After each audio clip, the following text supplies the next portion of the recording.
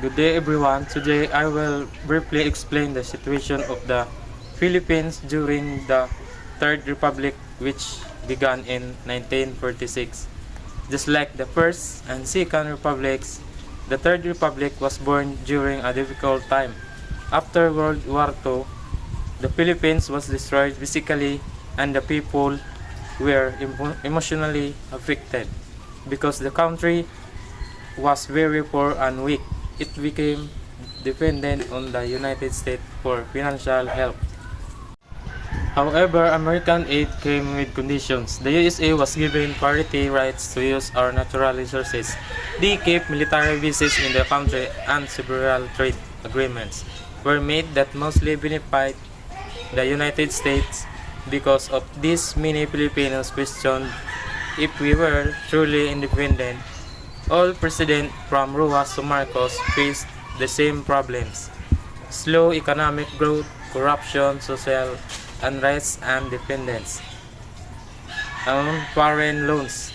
The Cold War also added tension, and the wealthy elite continued to dominate politics and economy, making progress very slow. The American financial aid.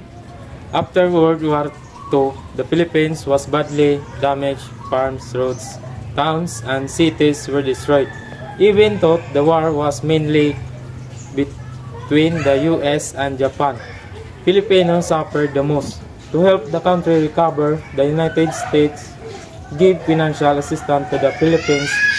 This included 100 million for government expenses and for exchanging guerrilla money used during the war.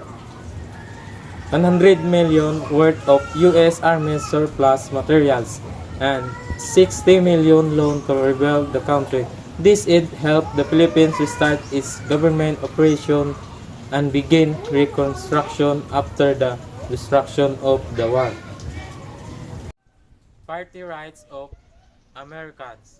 In 1945, the US passed the Bell Trade Relations Act, which controlled trade with the Philippines after independence. A very controversial part of this law required the Philippines to amend its constitution to give Americans parity rights. Parity rights mean that Americans would have the same rights as Filipino to use and profit from Philippine natural resources like agriculture, rural land, forests, and minerals. This was a problem because the 1935 Constitution said only Filipinos or Filipino-owned companies could use the country's natural resources. Many Filipinos viewed parity rights as unfair and a threat to true independence. Challenges during the Third Republic. The country was heavily damaged and the economy was very weak. Because of this, poverty remained widespread and many Filipinos struggled to find stable income. The Philippines also depended greatly on the United States for aid, loans, and trade, which affected our ability to act as a fully independent nation. Politics during this period was also troubled. Graft and corruption were common, and elections were often violent. Social unrest grew in both rural and urban areas as different groups demanded better living conditions and fair treatment. The Cold War between the US and communist countries also influenced the Philippines, creating fear and internal conflict. Meanwhile, powerful elite families continued to control and politics, which slow national development. The Third Republic proclaimed Manuel Rojas. After World War II, Congress elected Manuel Rojas as Senate President. Rojas wanted to be President of the Philippines, while Osmeña, who was not in good health, considered retiring in the election on April 23, 1946. Rojas was elected President of the Commonwealth and became the first president of the Third Republic. On July 4, 1946, the United States formally recognized Philippine independence. Paul McNutt, the last American High Commissioner, agreed to the proclamation from President recognizing it as separate and self-governing nation.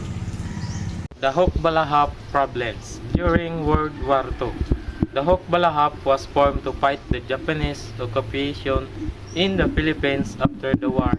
Many of its members continued fighting, but this time against the Philippines government. They were unhappy with poverty, landlessness among farmers, and corruption. The Huks carried out guerrilla attacks, especially in Central Luzon, causing unrest in the countries.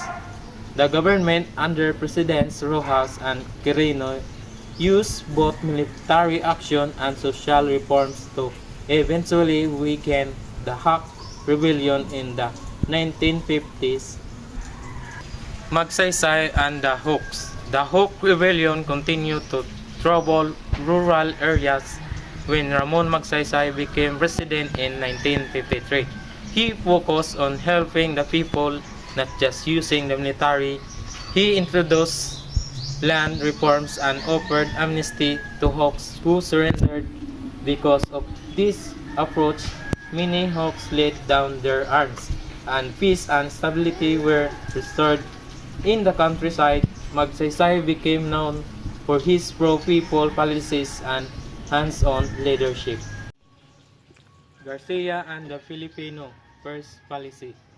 When Carlos P. Garcia became president in 1957, he introduced the Filipino First Policy, which prioritized Filipino businesses, products, and investments over foreign ones. The goal was to strengthen the local economy, create jobs for Filipinos, and promote national pride.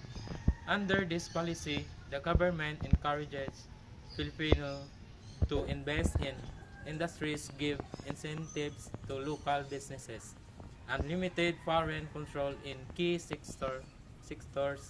Garcia believed that the country resources and opportunities should benefit Filipinos first, making the nation more self-reliant and independent. Macapagal and land reform. When Diosdado Macapagal became president in 1961, he focused on land reform to help poor farmers gain ownership of the land they work on. He implemented the Land Reform Code of 1963, which aimed to distribute agricultural lands more fairly and improve the lives of tenant farmers. Macapagal believed that giving farmers security and ownership would increase productivity, reduce poverty in rural areas, and promote social justice in the countryside. The election of Marcos. Ferdinand Marcos wanted to run for president in 1961, but he agreed to defer to Diosdado Macapagal provided Macapagal would serve only one term. When Macapagal refused to step aside, Marcos left the Liberal Party and ran under the Nacionalista Party in 1965 with the support of his wife Imelda Marcos. Won the election easily with Fernando Lopez as vice president. His government focused on increasing rice production, implementing land reform, and promoting community development.